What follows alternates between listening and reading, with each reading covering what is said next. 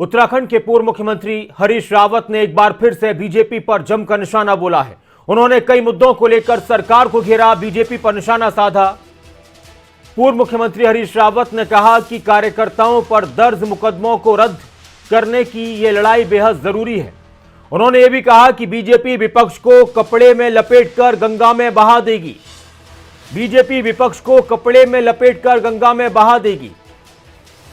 कांग्रेस कार्यकर्ताओं के खिलाफ हुए मुकदमों को वापस लेने की मांग करते हुए लगातार धरना भी दिया जा रहा था। अनुपमा रावत भी धरने पर बैठी थी।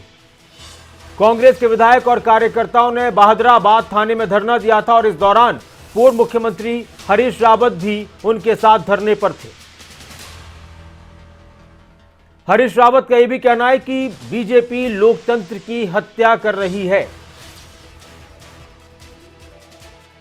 उनके सामने सब बातें रखी और ये भी उनको बता दिया कि भाई तुम लोगों ने प्रशासन को जिस तरह निष्पक्ष होना चाहिए तो वो ऐसे नहीं। और हमने ये भी कह दिया कि ऐसा करके तुम अपना भी नुकसान कर रहे हो।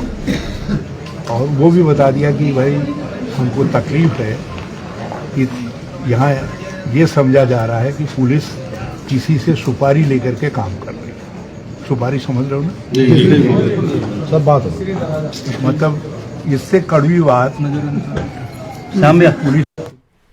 और इस वक्त हमारे साथ ज्यादा बातचीत के लिए नासिर हुसैन जुड़ चुके हैं, हमारे संवाददाता मेरे सहयोगी देहरादून से लाइव। नासिर, वार पलटवार चलता रहता है विपक्ष में और सत्ता पक्ष में। हरीश रावत का यह कहना, इसके क्या मायने निकाले जाएं कि बीजेपी विपक्ष को कपड़े में लपेटकर गंगा में बहा देगी?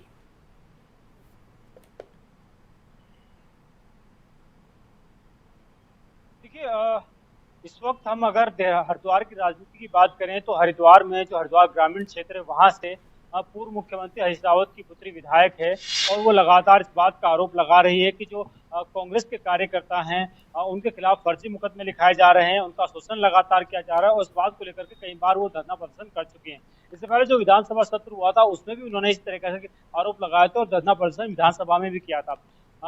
कल पूर्व मुख्यमंत्री की पुत्री ने हरिद्वार थाने में धरना दिया। इसके बाद जो पूर्व मुख्यमंत्री हरीश रावत वो खुद पहुंचे थे और उन्होंने कहीं ना कहीं ये कहा था कि लगातार जो जिस तरीके से कांग्रेस कार्यकर्ताओं का शोषण किया जा रहा है, उनको फर्जी मुकदमे दर्ज कराए जा रहे हैं, उसके खिलाफ वो अब लामबंद होंगे। हालांकि वो सक्रिय राजनीति से कहते हैं कि वो नहीं चाहते सक्रिय राजनीति में आना, लेकिन जिस तरह के हालात है उनकी मजबूरी है, इसलिए उनको इस तरह के धरने प्रदर्शन में शामिल होना पड़ रहा है। और जिस तरह का बयान अब उन्होंने दिया है कि जिस तरह का हालात है और जिस तरह की स्थिति इस वक्त विपक्ष की बनी हुई है, उससे तो यही लगता है कि कहीं ना कहीं बीजेपी कपड़े में लपेटकर विपक्ष को कहीं ना कहीं गंगा में बहाने का काम करने वाली है, यानी विपक्ष को पूरी तरीके से खत्म किया जा रहा है।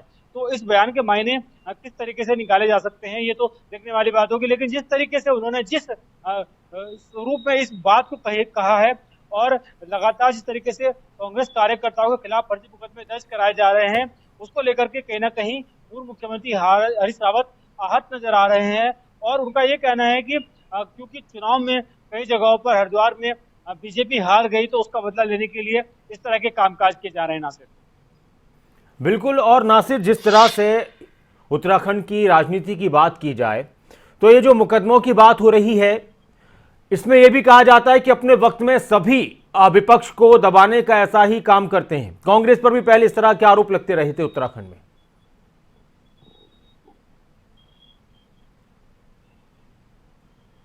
बिल्कुल, जब कांग्रेस सरकार उत्तराखंड में थी तो उस वक्त बीजेपी के कार्यकर्ता, बीजेपी के नेता भी इस तरह के आरोप लगाते रहे कि जो विपक्ष है को उसको दबाया जा रहा है, सरकार सत्ता पक्ष का दुरुपयोग कर रही है और इस्तेमाल करके कहीं ना कहीं जो तमाम नेता है उनके खिलाफ मुकदमे लिखाए जा रहे हैं। कई बार बीजेपी के जो विधायक थे उन्होंने कांग्रेस के खिलाफ भी धरना प्रदर्शन किया था, इस तरह के आरोप लगाए थे और वही स्थिति कमोबेश कहीं ना कहीं उत्तराखंड में अब बन रही है। और अब कांग्रेस के तमाम जो नेता और कार्यकर्ता हैं वो इस तरह के आरोप लगा रहे हैं कि कांग्रेस कार्यकर्ताओं का उत्पीड़न किया जा रहा है और उनके खिलाफ फर्जी मुकदमे लिखाए जा रहे हैं। तो कहीं ना कहीं इसको दो तरीके से इसको देखा जा सकता है।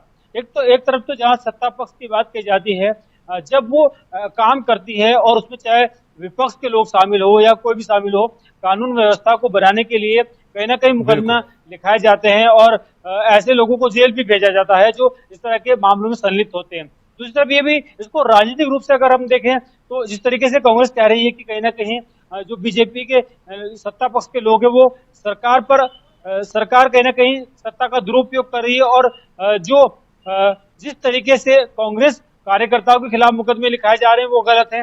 हालांकि कानून अपना काम करता है और किस तरह के मुकदमे लिखाए गए ये जांच की बात है, किस तरह के लोगों को जेल भेजा जा रहा है ये भी देखने वाली बात होगी। बहरहाल कहीं ना कहीं अब कांग्रेस इस बात को कहती नजर आ रही है कि सरकार विपक्ष को दबाने का लगातार प्रयास कर रही है।